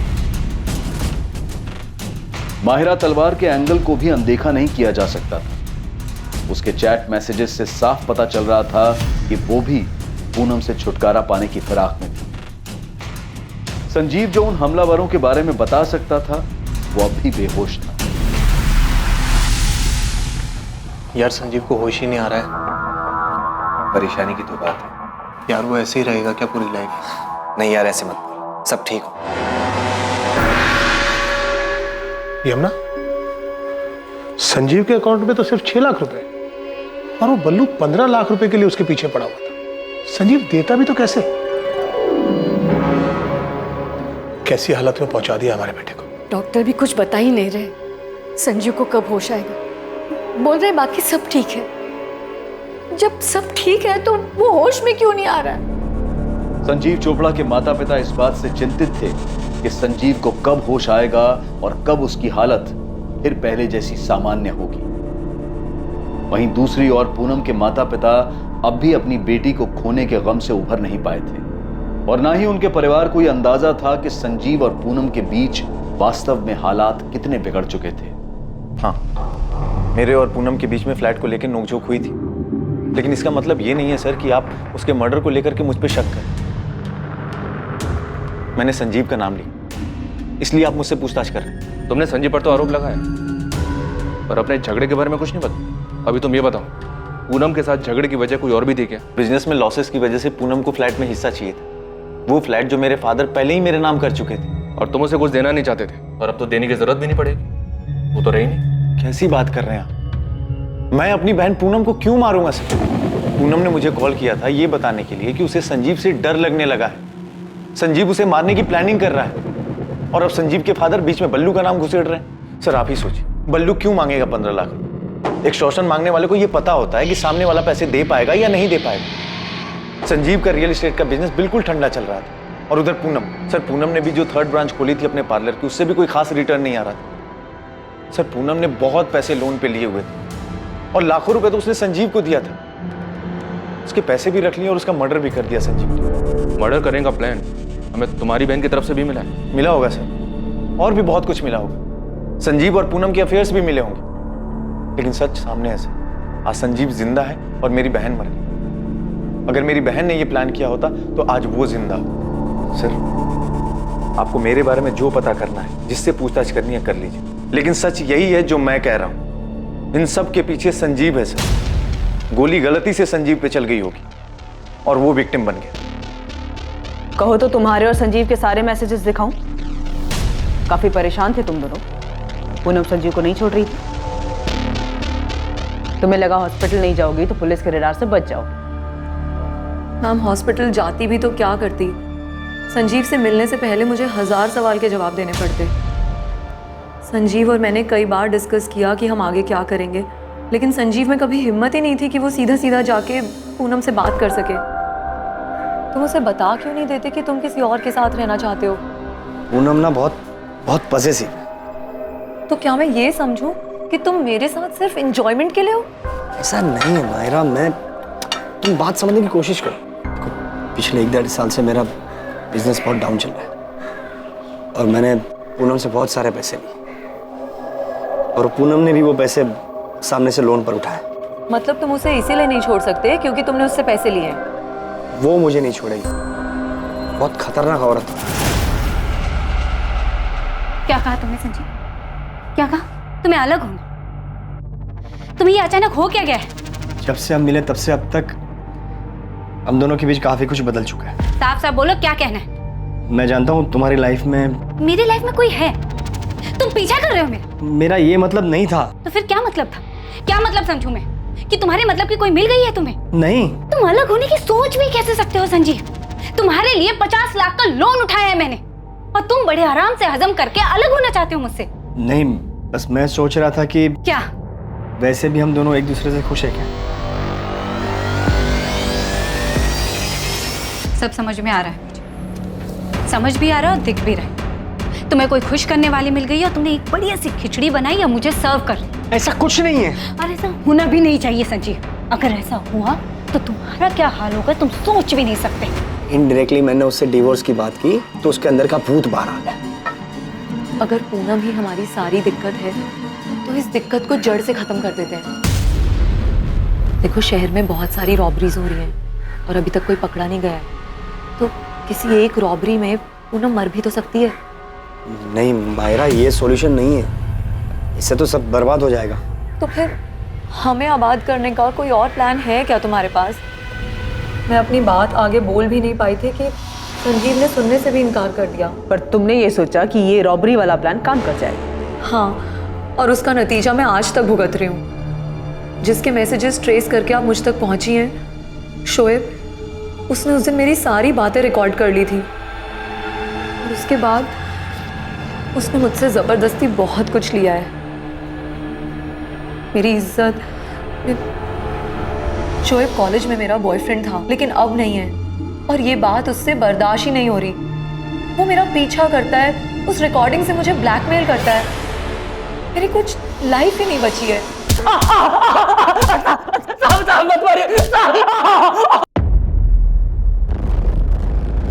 सब जानता है ना तू? बोल, संजीव चोपड़ा घर में डाका किसने डाला? किसने डाका डाला? मैडम, मुझे कुछ नहीं पता, मुझे सच में कुछ नहीं पता। तूने माहिरा को ब्लैकमेल किया, उसे होटल में बुलाया, ब्लैकमेल करके उसे यूज किया। मैडम, मैं तो उससे प्यार करता हूँ मैडम।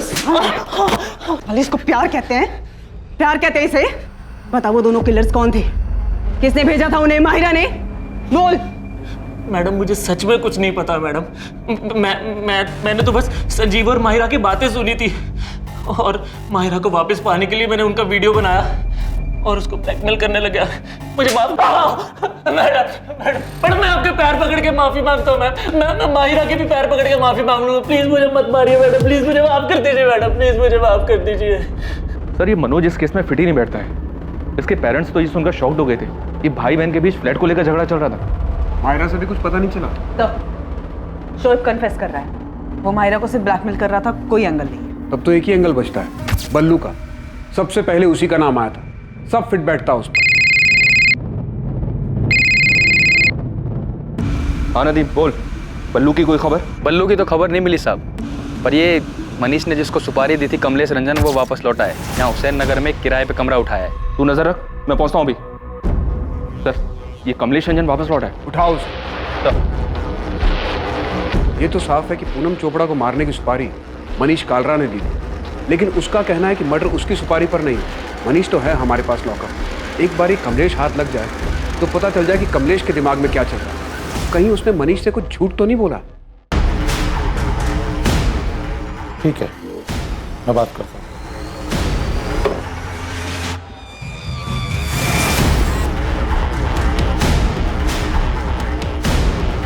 वो वाला कमरा है साहब।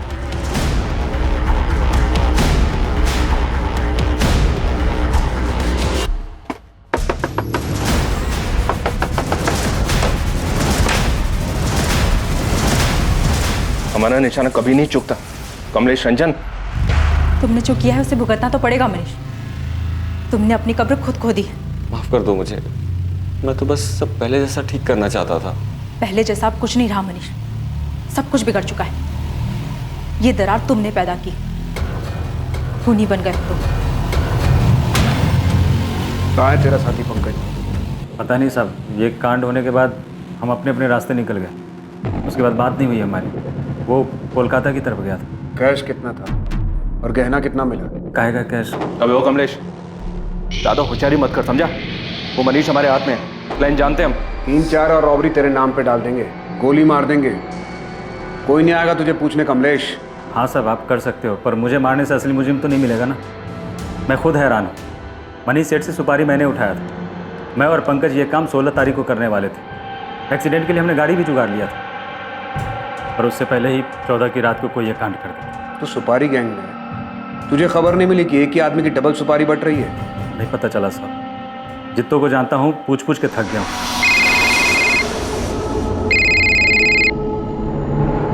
हेलो, नमस्कार, मैं गिरीश रावत, प्राइवेट डिटेक्टिव। पहचाना? हाँ पहचाना, बोलो। मैंने आपसे कहा था कि मैं 24/7 आपके लिए अवेलेबल रहूंगा। खबर क्या है तुम्हारे पास? तगड़ी खबर है। आप चंडीगढ़ फॉरेंसिक डिपार्टमेंट में बात कीजिए। उनके पास एक बॉडी है और उसकी खोपड़ी से बुलेट और उसके बगल से शेल बरामद है। आप फॉरेंसिक रिपोर्ट मंगाइए, उसे देखिए। लाश को पूरी तरह से जला दिया गया था। वहाँ के फॉरेस्ट एरिया में 1 महीने पहले चंडीगढ़ पुलिस को ये डेड बॉडी मिली।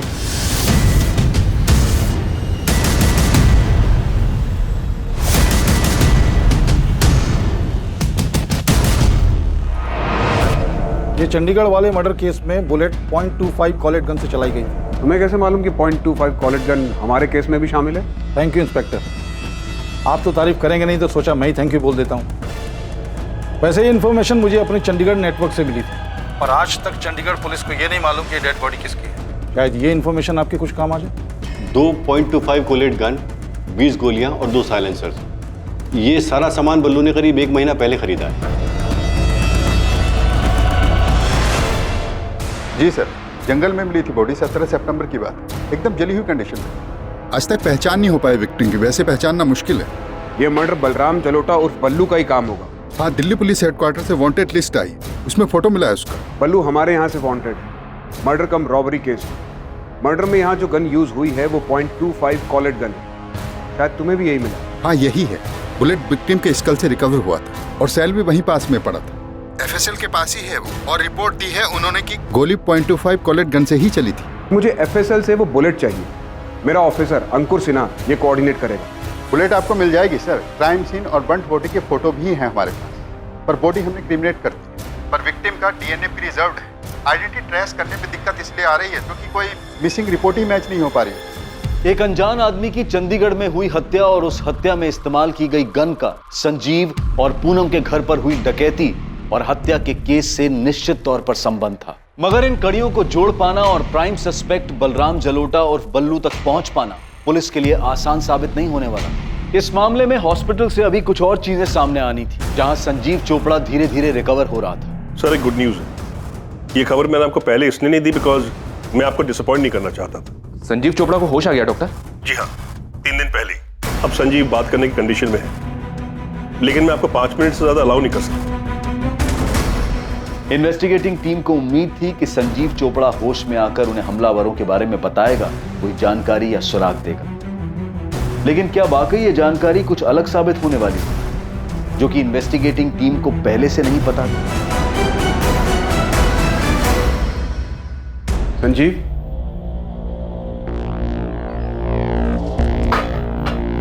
कैसा लग रहा है संजीव? कुछ समझ में नहीं आ रहा सर।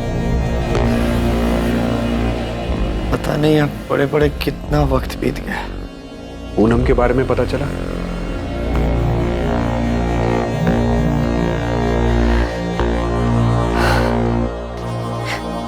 मुझे यकीन नहीं हो रहा मैं कैसे बच गया।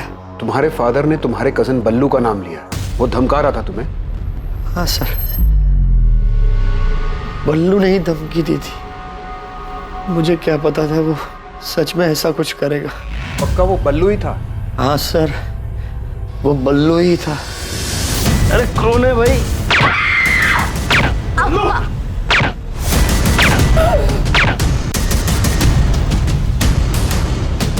बल्लू ने मुझसे 15 लाख रुपए मांगे थे। मुझे क्या पता, नहीं दूंगा तो अटैक करेगा। आपने पकड़ा बल्लू को सर? जल्द पकड़ लेंगे, अब तुम आराम करो। बस यही कंफर्म करना था कि ये सब कुछ बल्लू ने किया है। सर, बल्लू पकड़ा गया?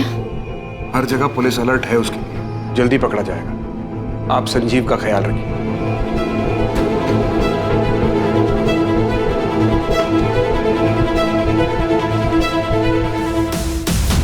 दोनों भाई हैं। जसवंत गिल बड़ा और मनप्रीत गिल छोटा है। ऑलमोस्ट हर दिन दिखते हैं हॉस्पिटल में दोनों। संजीव और ये दोनों भाई ग्वालियर में एक साथ ही बड़े हुए हैं। ग्वालियर में संजीव के ग्रैंडफादर थे। सर, संजीव के कॉल रिकॉर्ड्स में भी दोनों का नाम था। कुछ ठोस मिला है चंडीगढ़ केस में। वो बुलेट शेल एफएसएल ने भेजा है मुझे। उसी गन से चली या उनमें से किसी एक गन से? ये अभी नहीं बता सकता, लेकिन जो बुलेट शेल है उसमें सीरीज नंबर है। वो उसी सीरियल नंबर के आसपास की है जो हमें संजीव के घर से मिली थी। 20 गोलियां खरीदी थी बल्लू ने। भाई बाजार मत लगाओ उस्मान, सीधा वो .25 कोलेट निकालो और साथ में 20 गोलियां। थैंक्स अंकुल। शायद इस चंडीगढ़ वाली इन्फॉर्मेशन से बल्लू का कुछ पता चले। सर, महीने भर से हम हर जगह हर पुलिस स्टेशन में तलाश रहे हैं। एक भी मिसिंग कंप्लेंट मैच नहीं हो रहा है। आपके बोलने के बाद हमने सबको दोबारा से सारी डिटेल भेजी। सतीश, तुम चंडीगढ़ के 16 और 17 सितंबर के सीसीटीवी फुटेजेस दे सकते हो, खासकर टोल नाका और सारे एंट्री एग्जिट पॉइंट्स के? ठीक है, 1-2 दिन दो, मुझे भिजवाता हूँ।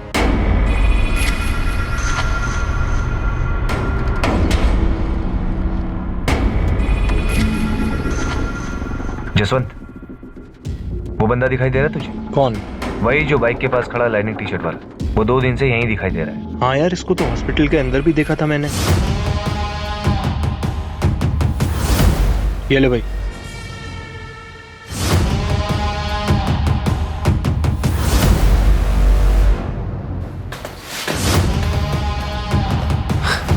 जसवंत, मुझे कुछ गड़बड़ लग रही है क्या? नहीं यार, लग तो नहीं। निकल जाए। नहीं, अभी नहीं जा सकते। अभी हम लोग रेडार में। हाँ, मनप्रीत और जसवंत संजू के बचपन के दोस्त हैं। हाँ, पूछा था मैंने, बताया उन दोनों ने। और आप उनके बारे में क्यों पूछ रही हैं? ऐसे ही पूछताछ करने की तो आदत है हमारी। वैसे धनीराम जी, आप मुझे बताइए कि जसवंत और मनप्रीत को कैसे पता चला कि संजीव हॉस्पिटल में है और उसकी वाइफ पूनम की डेथ हो गई है? आपने फोन किया था? जी नहीं, उन्होंने फोन किया था। सर, चंडीगढ़ के सीसीटीवी फुटेजेस के तकरीबन 60% फुटेजेस स्कैन कर रही हैं, पर बल्लू कहीं भी नहीं दिख रहा है। डबल मर्डर केस में बल्लू पकड़ा गया, अंडर ट्रायल था। 2 महीने पहले वो बेल पर बाहर आया था। पहले महीने वो रेगुलर गाजियाबाद जेल में जाके हाजिरी देता रहा। उसके बाद वो वहां नहीं गया। 14 सितंबर लास्ट डेट थी जब वो हाजिरी देने गया था। उसके बाद से बल्लू किसी को दिखाई नहीं दी। संजीव के घर कांड होने के बाद ना हमें दिखाई दे रहा है, ना चंडीगढ़ के सीसीटीवी फुटेज में दिखाई दे रहा है। ऐसे कहां जा सकता है कि किसी को दिखाई ना दे? एक काम करो, संजीव के दोनों दोस्त जसवंत और मनप्रीत, इनको उठा लो। क्या पूछना है बाद में देखेंगे। जी सर। और बल्लू की माँ उषा, देखते ही गोली मार दीजिए बल्लू को। मेरा बेटा नहीं है वो। उनको उठाना नहीं, उनका डीएनए सैंपल चाहिए। बल्लू किसी को दिखा नहीं और शायद अब दिखेगा भी। आपको मेरा डीएनए सैंपल चाहिए? आपका भी और आपके हस्बैंड धीरज जलोटा जी का भी। क्यों? उषा जी, हमें डाउट है कि बल्लू मर चुका है। इन्वेस्टिगेटिंग टीम को अपराध का षड्यंत्र समझ आने लगा था। क्या हुआ यमुना? वो पुलिस जसवंत और मनप्रीत को लेके गई। अब पुलिस को जसवंत और मनप्रीत से क्या चाहिए?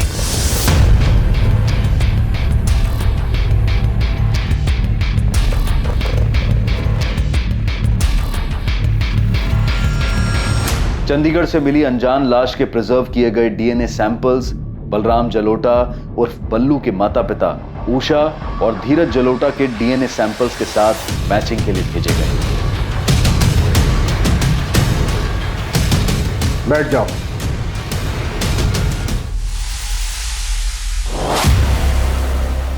सिर्फ एक बार पूछूंगा, ये जली हुई बॉडी बल्लू की है ना? भूल के ना तो बोलना ही मत। सीसीटीवी में देखे हो तुम दोनों। हमारी मार झेल नहीं पाओगे, फिर आवाज नहीं, चीख निकलेगी।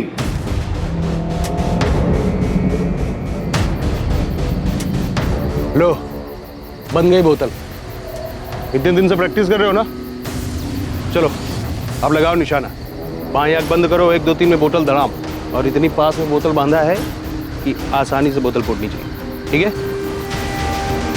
और टेंशन मत लो, इसमें ये साइलेंसर लगा है, किसी को सुनाई नहीं देगा, किसी को कुछ पता नहीं चलेगा। 3 तक गिनती में बोतल धड़ाम। 1 2 3।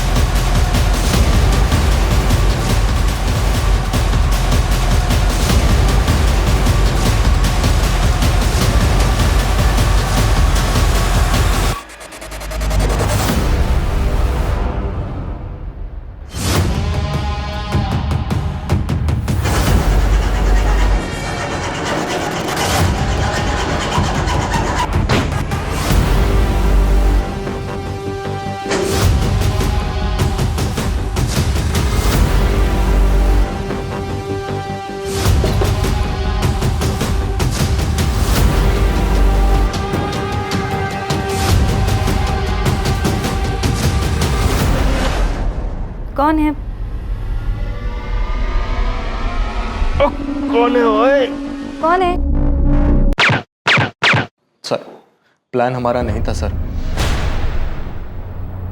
हमें तो सिर्फ पैसे मिलने वाले थे और घर में कोई लूट भी नहीं हुई थी।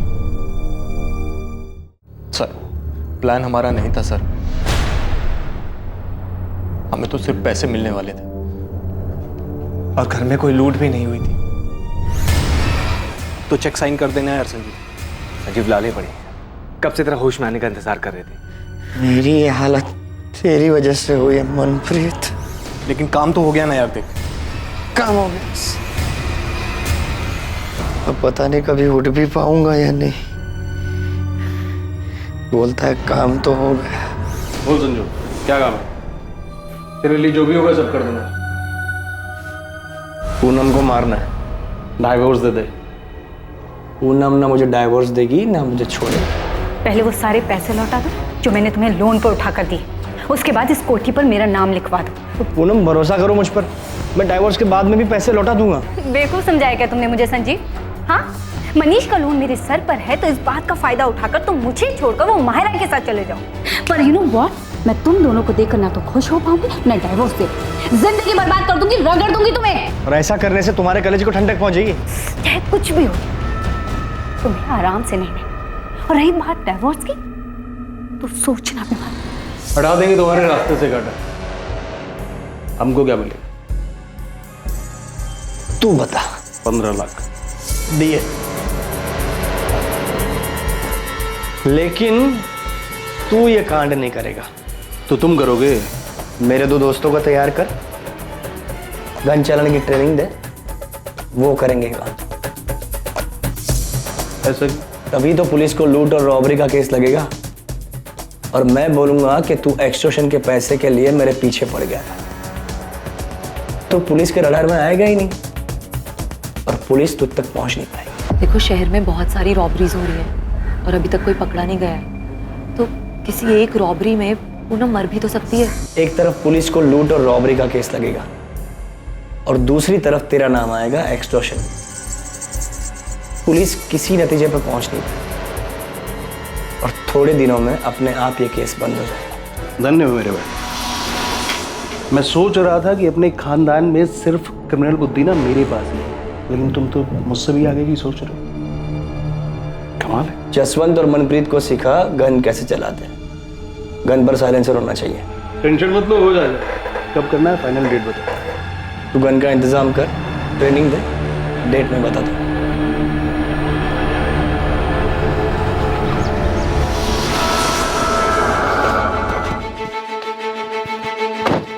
सुनो, तुम दोनों को बल्लू के साथ चंडीगढ़ जाना होगा। तुम्हारी ट्रेनिंग वहां पर होगी, ठीक? और मनप्रीत, तुम्हें मुझ पर गोली चलानी। बल्लू तुम्हें बताएगा कि मुझे गोली कहाँ लगनी चाहिए, जहाँ लगने से मैं सेफ रहूंगा। और ध्यान से, कोई रिस्क नहीं चाहिए। और जसवंत, बल्लू तुम्हें बताएगा कि पूनम को गोली कहाँ लगनी चाहिए, जहाँ लगने से वो बचनी नहीं चाहिए। जिस दिन ट्रेनिंग खत्म होगी उस दिन बल्लू को गुरु दक्षिणा देना भूलना मत। गोली सीधे सर में लगनी चाहिए। बल्लू को मारना है? बचना नहीं चाहिए। लेकिन क्यों संजीव? क्योंकि बल्लू मेन सस्पेक्ट होगा और पुलिस उसे ढूंढने के लिए जमीन आसमान एक कर देगी। उसे मारने के बाद इतनी अच्छी तरह से जलाना ताकि कोई पहचान ना सके, और पुलिस के हाथों सस्पेक्ट लगेगा ही नहीं, केस अपने आप बंद हो जाएगा। कितने पैसे देने वाला था संजीव? सर 5 लाख। पर गलती हो गई मेरे हाथ से। 2 ही गोली चलानी थी, लेकिन गलती से 3 गोली चल गई संजीव पर, और वो भी गलत जगह। कौन है?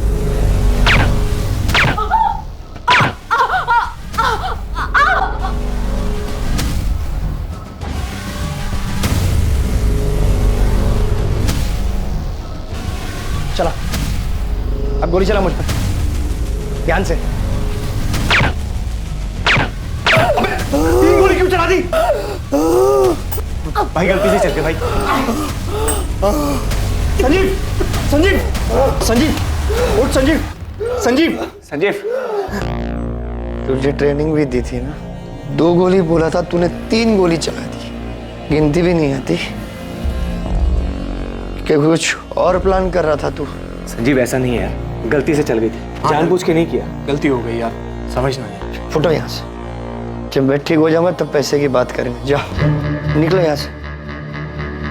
सर हमसे तो दोस्ती यारी में हो गया सर, आज तक कोई पैसा नहीं मिला सर। इसीलिए इतने दिन से हॉस्पिटल के चक्कर काट रहे हैं। पैसा नहीं, किलो के हिसाब से चार्जेस लगेंगे दोनों पर।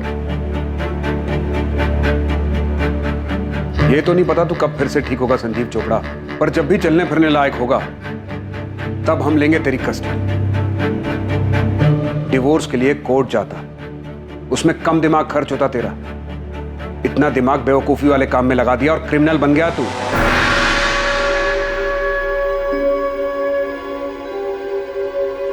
संजीव के माता पिता इस खुलासे से हैरान थे कि अपनी पत्नी से छुटकारा पाने के लिए उनके बेटे संजीव ने ऐसा क्रूर षड्यंत्र रचा। मैं शुरू से ही कह रहा था आप लोगों कि ये सब संजीव का किया हुआ। माहिरा ने पूनम से छुटकारा पाने के लिए दिल्ली में हो रही रॉबरीज की आड़ में इस तरह से रॉबरी और मर्डर के बारे में सोचा था, लेकिन इन्वेस्टिगेशन में सामने आया कि असल में हुए अपराध में माहिरा की कोई भूमिका नहीं थी। डीएनए रिपोर्ट आ गई है सर, और मैच भी हो ही गया होगा। जी हाँ सर, वो जली हुई डेड बॉडी बलराम जलोटा और बल्लू की थी। ऐसी आपराधिक और खतरनाक बातें सोचने में हम इंसानों के दिमाग का कोई तोड़ नहीं। संजीव चोपड़ा, जसवंत गिल और उसके छोटे भाई मनप्रीत गिल पर बलराम जलोटा और पूनम चोपड़ा की हत्या के लिए आईपीसी की धारा 302 के चार्जेस लगे हैं। पुलिस संजीव के हॉस्पिटल से डिस्चार्ज होने का इंतजार कर रही है ताकि उसे कस्टडी में लिया जा सके। न जाने ऐसे कितने ही उदाहरण हैं जहां किसी अपराध को अंजाम देने की लोगों की बेवकूफी भरी सोच उन्हें अपराध के ऐसे रास्ते पर धकेल देती है जहां उनकी इच्छाओं के विपरीत ताउम्र उन्हें इसके नतीजों का सामना करना पड़ता है और वो सलाखों के पीछे पहुंच जाते हैं। फिर भी बार बार यही देखने को मिलता है कि जुर्म की सोच कई लोगों के दिमाग में पनपती ही रहती है। ऐसे मूर्खतापूर्ण अपराध के बारे में सोचते वक्त दिमाग इतना मजबूत कैसे हो जाता है, और वही दिमाग किसी टकराव की स्थिति से बाहर निकलने का आसान सा रास्ता खोजते वक्त इतना असहाय क्यों हो जाता है। डिवोर्स लेकर अलग होने में तकलीफ हो सकती है, लेकिन इससे किसी की जान नहीं जाएगी, ना खुद की और ना ही किसी और की। जुर्म की अंधी गली के आखिर में सिर्फ अंधेरा ही मिलता है, और साथ ही मिलता है अपराधी होने का अभिशाप और बचे हुए जीवन को पछतावे में काटने की सजा। Crime never page. अब मैं अनूप सोनी आपसे विदा लेता हूं। कल रात कौन बनेगा करोड़पति के करमवीर एपिसोड के बाद आपसे फिर मुलाकात होगी एक नए केस के साथ। और याद रखें, क्राइम और आपके बीच में सिर्फ इतना फर्क है कि आप कितने सतर्क हैं। सतर्क रहें, सुरक्षित रहें। जय हिंद।